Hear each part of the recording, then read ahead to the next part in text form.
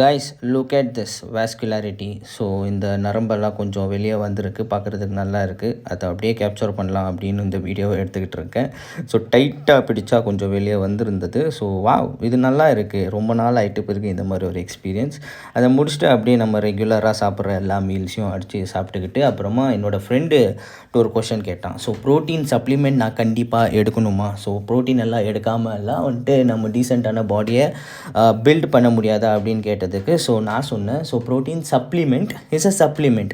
அது ஒரு add on. இப்போது நம்ம டெய்லி லைஃப்பில் நாங்கள் வந்துட்டு எக்ஸு, சிக்கன் இந்த மாதிரி ப்ரோட்டீன் ரிச்சாக இருக்கிற ஃபுட்டு, ஃபிஷ்ஷாக இருக்கட்டும் இல்லை பீஃபாக இருக்கட்டும், ஸோ உங்களுக்கு எந்த மீட் பிடிக்குதோ அந்த மீட்டு நீங்கள் ஆட் பண்ணிக்கிறீங்கன்னா அதுலேருந்து சில ப்ரோட்டீன் கிடைக்கும். ஸோ நீங்கள் வெஜிடேரியனாக இருக்கீங்கன்னா ஸோ டோஃபு இருக்குது, பன்னீர் இருக்குது, அப்புறமா veg rich source of protein எல்லாம் இருக்குது. அதெல்லாம் நான் ஒரு டாக்குமெண்ட்டாக நான் பண்ணுறேன்.